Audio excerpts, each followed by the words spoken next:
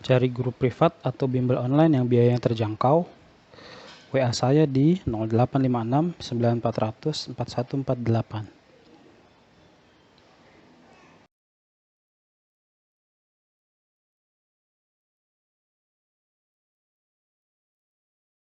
Teori sosiologi yang selalu mengalami perubahan dan penyempurnaan menunjukkan bahwa sebagai ilmu, sosiologi bersifat A. Statis, B. Empiris, C. Teoritis, D. Non-etis, atau E. Kumulatif.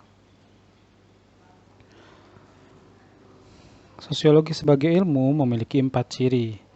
Yang pertama, empiris.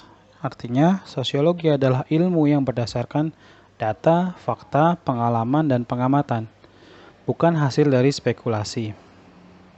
Kemudian yang kedua adalah teoritis. Artinya, sosiologi dituliskan atau disusun dalam sebuah abstraksi ataupun tulisan. Yang ketiga, non-etis. Sosiologi tidak melihat baik atau buruknya fakta. Dan yang keempat, kumulatif. Teori dalam sosiologi itu selalu disempurnakan. Artinya, teori baru tidak menghapus teori lama, namun melengkapinya. Berbeda dengan sains atau IPA yang sifatnya tentatif. Ketika ada teori baru yang mematahkan teori lama, maka teori lama ditinggalkan. Sedangkan dalam sosiologi tidak ada teori baru yang mematahkan teori lama. Nah, semuanya ini disempurnakan atau ditambah begitu ya teori-teori dalam sosiologi. Nah, di sini keywordnya kita temukan dalam kata penyempurnaan. Maka jawabannya adalah E, kumulatif. Cara pandang sosiologi dalam melihat permasalahan prostitusi yang tidak mendasarkan pada baik buruknya, namun dengan menjelaskan fakta secara analitis disebut A. Empiris, B. Teoritis, C. Kumulatif, D. Non-etis, atau E. Sosialis. Seperti yang telah dibahas di nomor sebelumnya, bahwa sosiologi sebagai ilmu pengetahuan memiliki 4 ciri. Salah satunya adalah non-etis, yaitu sosiologi dalam mempelajari fenomena apapun tidak melihat berdasarkan baik atau buruknya, namun hanya menjelaskan secara objektif dan analitis. Jadi jawabannya non-etis. Nah, jadi maksudnya di sini adalah jelas prostitusi itu kan sesuatu yang sangat buruk, ya. Tapi bukan kapasitasnya seorang sosiolog untuk menjadi hakim atau menjudge.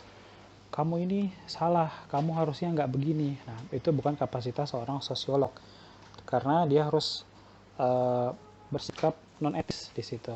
Nah, dia tidak menghakimi baik atau buruknya suatu data atau fakta. Sebutan untuk perdesaan dengan ciri ketradisionalannya, hubungan antar warga yang akrab, mendalam, dan saling mengenal, menurut Ferdinand Tonis adalah A. Kelompok primer, B. Kelompok sekunder, C. Gemeinschaft, D. Gesellschaft, atau E. Kelompok acuan. Ferdinand Tonis membagi kelompok sosial menjadi dua, yaitu yang pertama paguyuban atau yang disebut juga Gemeinschaft. Kelompok yang terbentuk atas dasar kesamaan, hubungannya bersifat akrab, berlangsung lama atau kekal, dan tidak ada pembagian kerja atau tugas di dalamnya. Dan yang kedua adalah patembayan, kelompok yang terbentuk atas dasar perbedaan, sehingga antara anggota kelompok saling membutuhkan secara fungsional. Hubungannya bersifat formal dan tidak akrab, berlangsung sementara atau kontraktual, dan ada pembagian tugas atau kerja yang jelas. Maka di sini jawabannya yang C, Gemeinschaft. Nah, jadi sederhananya masyarakat desa ini paguyuban atau Gemeinschaft, sedangkan masyarakat kota itu patembayan atau Gesellschaft. Penggolongan penduduk atas dasar perbedaan ras, agama, jenis kelamin, profesi, suku bangsa, dan sebagainya merupakan konsep dari A. Stratifikasi sosial, B. Kelas sosial, D. Tingkatan sosial, D. Diferensiasi sosial, atau E. Mobilitas sosial. Dalam struktur sosial di masyarakat ada perbedaan yang bersifat horizontal seperti perbedaan ras, agama, jenis kelamin, profesi, dan suku bangsa yang disebut diferensiasi sosial.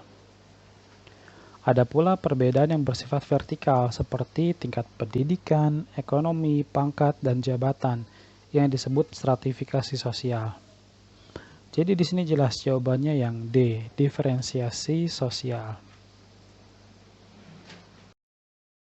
Berikutnya adalah unsur-unsur lembaga sosial yang berfungsi untuk membedakan satu lembaga sosial dengan lembaga sosial lainnya, kecuali A. Kemampuan beradaptasi dengan lingkungan masyarakat, B. Simbol-simbol sosial yang memiliki makna tertentu, C. Tata tertib yang bertujuan untuk mengatur keperluan bersama, D. Ideologi yang menuntun sikap dan perilaku para anggotanya, atau E. Alat-alat kelengkapan dalam memenuhi kebutuhan anggotanya. Beberapa unsur atau ciri dari sebuah lembaga sosial. Yang pertama, memiliki simbol-simbol sosial yang memiliki makna tertentu. Simbol ini dapat berupa lambang, logo, bendera, warna, ataupun unsur-unsur budaya seperti bahasa, kesenian, dan sebagainya. Berikutnya, adanya tata tertib yang bertujuan untuk mengatur keperluan bersama.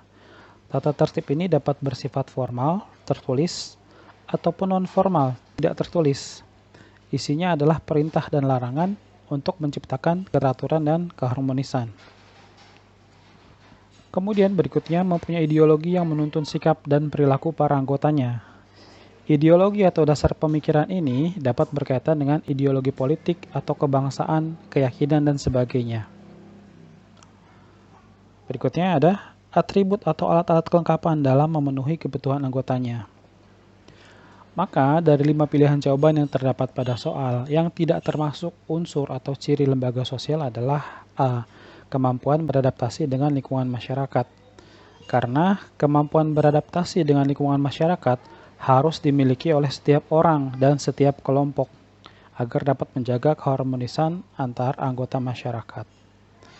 Jadi jawabannya yang A. Sosialisasi anak dalam keluarga inti dilakukan dengan melibatkan ayah, ibu, dan saudara kandung yang berperan sebagai agen. Sebab sosialisasi primer adalah sosialisasi yang pertama diterima oleh individu untuk menjadi anggota masyarakat. Pernyataannya benar. Keluarga inti adalah keluarga yang terdiri dari anggota-anggota utama pada sebuah rumah tangga, yaitu ayah, ibu, dan anak. Nah, kalau anaknya lebih dari satu berarti kakak dan adik. Sosialisasi anak dalam keluarga inti melibatkan semua pihak yang berada di dalamnya. Dan di sini alasannya juga benar.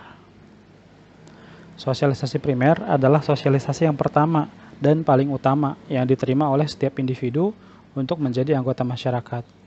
Sosialisasi ini terjadi pada keluarga. Di sini jawabannya A, karena kedua kalimat benar dan berhubungan sebab akibat. Nah, menentukan sebab akibat atau enggaknya, ingat triknya adalah kita bisa baca yang bawahnya dulu, kemudian kata sebabnya diganti dengan maka, baru baca yang atas. Dan itu cuma kita pakai ketika kondisinya atasnya benar atau pernyataannya benar dan bawahnya atau alasannya juga benar, gitu ya. Jadi kalau udah kedua kalimat ini atas bawah benar, cara mengeceknya sebab akibat atau enggak adalah kita baca kalimat yang bawahnya dulu atau alasannya dulu. Kemudian kata sebabnya diganti dengan maka, baru baca yang atas. Nah, sekarang kita praktekkan ya di sini. Sosialisasi primer adalah sosialisasi yang pertama diterima oleh individu untuk menjadi anggota masyarakat. Maka, sosialisasi anak dalam keluarga inti dilakukan dengan melibatkan ayah, ibu, dan saudara kandung yang berperan sebagai agen. Nah, di sini sebab akibat kan kalimatnya nyambung. Jadi kita jawab yang A. Penyalahgunaan narkotika dan obat-obatan terlarang di kota-kota besar terus meningkat dari waktu ke waktu. Sebab pengguna narkotika bukan merupakan bentuk perilaku menyimpang yang lebih besar bersifat adaptif dengan perkembangan keadaan. Di sini pernyataannya benar. Sangat sering kita lihat atau dengar di berita tentang penyalahgunaan narkoba. Ini salah satu pertanda bahwa hal tersebut mengalami peningkatan dari waktu ke waktu. Tapi di sini alasannya salah. Pengguna narkotika adalah penyimpangan yang sangat mudah ditularkan pada orang lain. Orang-orang yang memiliki banyak masalah dalam hidupnya dan orang-orang yang salah pergaulan banyak yang terjerat dengan masalah ini. Hal ini bersifat adaptif dengan perkembangan keadaan. Jadi, jawabannya yang C, karena pernyataannya benar, tapi alasannya atau kalimat sebabnya salah. Musuh yang berasal dari luar masyarakat merupakan ancaman yang secara efektif dapat mempersatukan masyarakat yang terpecah belah. Sebab, konflik akan meningkatkan solidaritas sebuah kelompok yang mengalami disintegrasi. Di sini pernyataannya benar. Adanya musuh bersama yang berasal dari luar dapat mempersatukan atau menguatkan kembali solidaritas internal kelompok. Kesadaran akan adanya musuh bersama dan pentingnya persatuan dan kesatuan akan dapat mempersatukan masyarakat yang terpecah belah. Dan di sini alasannya juga benar. Konflik yang berasal dari ancaman luar kelompok dapat meningkatkan solidaritas sebuah kelompok yang mengalami perpecahan atau disintegrasi. Jadi di sini jawabannya A, karena kedua kalimat benar dan berhubungan sebab akibat. Fungsi lembaga keagamaan adalah mempersatukan komunitas internal mengenai keyakinan dalam nilai-nilai keagamaan. Sebab lembaga keagamaan termasuk general institution yang terdapat pada semua masyarakat dunia. Di sini pernyataannya benar. Salah satu fungsi lembaga agama adalah mempersatukan kelompok dalam atau komunitas internal seagama, walaupun mereka berbeda-beda suku, ras, status ekonomi, ataupun kewarganegaraan. Dan alasannya juga benar. Lembaga agama termasuk ke dalam kategori general institution. General institution adalah lembaga yang sudah dikenal luas oleh masyarakat. Kebalikan dari general institution adalah restricted institution, yang artinya adalah lembaga yang hanya dikenal atau diketahui oleh sebagian kecil masyarakat atau orang-orang tertentu saja. Nah, di sini kedua kalimat benar, tapi jelas tidak berhubungan sebab akibat, karena kalimat yang atas bicara tentang mempersatukan komunitas internal, sedangkan kalimat yang bawah bicara bahwa lembaga agama ini termasuk general institution. Nah, untuk lebih menjelaskan lagi, yang dimaksud dengan general institution itu adalah lembaga yang sudah sangat umum dan dikenal luas oleh masyarakat. Seperti misalnya, ketika kita melihat seorang wanita memakai hijab, kita langsung tahu bahwa dia adalah seorang yang beragama Islam, seorang muslimah, gitu ya. Kemudian ketika kita melihat orang lain, ada yang memakai kalung salib, nah maka kita langsung tahu bahwa dia adalah seorang Nasrani, dan seterusnya dan seterusnya. Jadi lembaga agama, lembaga yang sudah sangat dikenal luas oleh masyarakat. Meskipun modernisasi tidak sama dengan westernisasi, kata modernisasi sering dikaitkan dengan perubahan sosial budaya yang terjadi dalam masyarakat. Sebab, perubahan ke arah masyarakat modern tidak harus berperilaku seperti orang barat. Yang penting adalah berperilaku dan bersikap rasional, hemat, menghargai waktu, dan bekerja keras, tanpa menghilangkan jati diri sebagai bangsa. Pernyataannya benar. Modernisasi berbeda dengan westernisasi. Modernisasi adalah kemajuan ilmu pengetahuan dan teknologi, sedangkan westernisasi adalah bergesernya budaya suatu kelompok menjadi kebarat-baratan.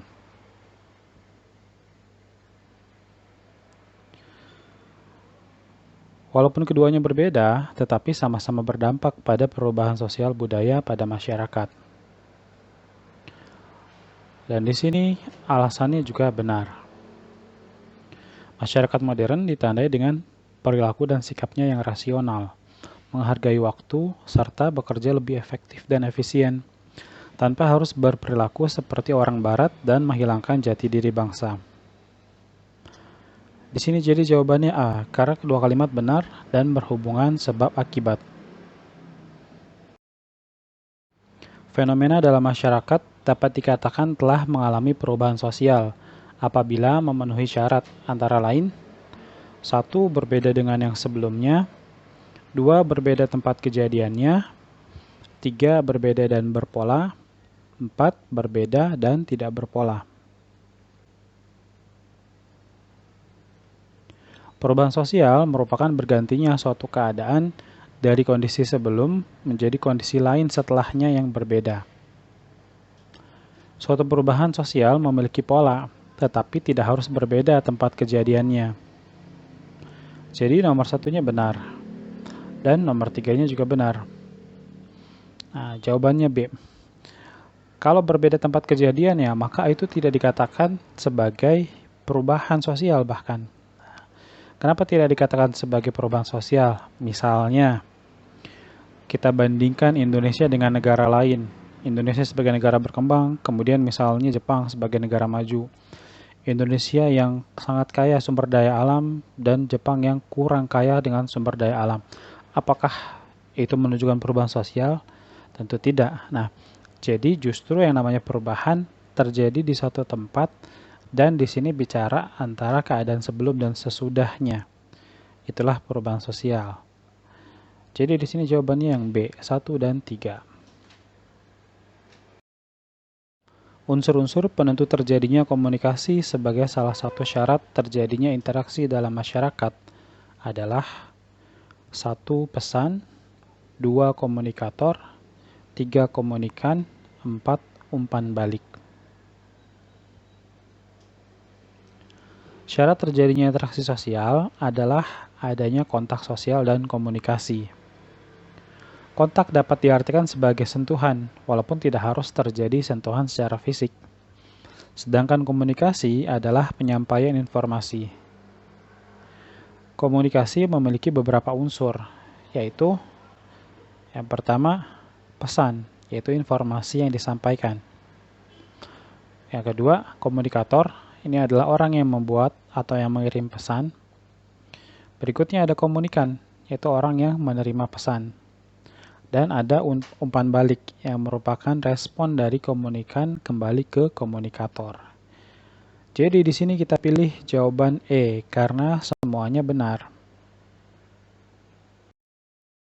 Sosialisasi formal dan informal yang bertujuan membentuk pertumbuhan pribadi anak sesuai dengan sistem nilai dan norma dalam masyarakat adalah 1. Demokratis, 2. Represif, 3. Otokratis, 4. Partisipatoris. Ada dua jenis pola sosialisasi, yaitu yang pertama sosialisasi represif. Ini merupakan proses pendidikan atau pembentukan kepribadian anak yang berlangsung satu arah atau otoriter. Maksudnya adalah apa yang diinginkan dan disampaikan orang tua harus didengar dan diperhatikan oleh anak. Sedangkan apa yang diinginkan dan menjadi aspirasi anak tidak didengar oleh orang tua. Sosialisasi ini menekankan pada pemberian hukuman ketika sang anak melakukan kesalahan. Dan pola yang kedua itu adalah sosialisasi partisipatoris. Ini merupakan proses pendidikan atau pembentukan kepribadian anak yang berlangsung dua arah. Apa yang diinginkan oleh orang tua diperhatikan oleh sang anak. Begitu pula, apa yang diinginkan oleh anak diperhatikan oleh orang tua. Selain hukuman ketika berbuat salah, sang anak juga akan mendapatkan apresiasi atau reward jika berbuat yang baik dan benar. Maka di sini kita pilih 2 dan 4, C, karena memang pola sosialisasi cuma ada dua, yaitu represif yang otoriter dan partisipatoris, ini yang cenderung demokratis. Jadi jawabannya C. Kondisi yang tepat untuk menghindari konflik antar suku dan antar identitas keagamaan adalah 1. Perbedaan sosial atas usaha yang dicapai, 2. Kebinekaan suku bangsa, 3. Kesetaraan unsur budaya, 4. Toleransi antar kelompok.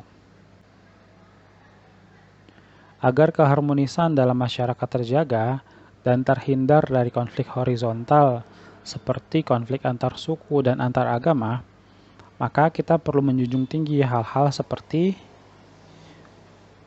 perbedaan sosial atas usaha yang dicapai. Artinya, orang yang lebih bekerja keras pantas jika mendapatkan hasil atau kedudukan yang lebih tinggi. Hal ini dapat terjadi dalam hal ekonomi, tingkat pendidikan, pangkat, atau jabatan.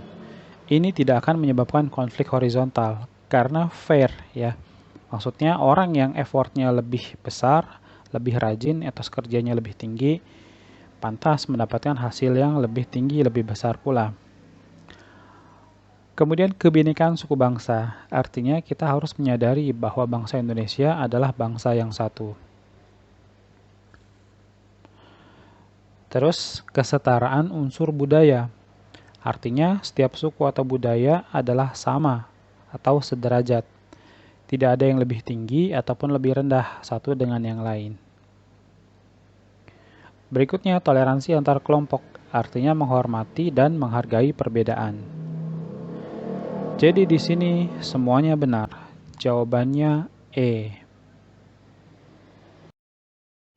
Dalam konsep stratifikasi sosial, dasar untuk pembedaan individu ke dalam kelas sosial secara hierarki: 1. Perbedaan jumlah anak, 2. Status sosial, 3. Perbedaan etnis, 4. Pendidikan. Stratifikasi sosial adalah perbedaan yang bersifat vertikal. Perbedaan ini menimbulkan hierarki atau perjenjangan di masyarakat. Di antara perbedaan yang menyebabkan stratifikasi sosial adalah status sosial, tingkat pendidikan, pangkat, dan jabatan. Perbedaan jumlah anak dan perbedaan etnis tidak berpengaruh terhadap tinggi atau rendahnya kedudukan seseorang. Jadi di sini jawabannya C, 2 dan 4, status sosial dan pendidikan.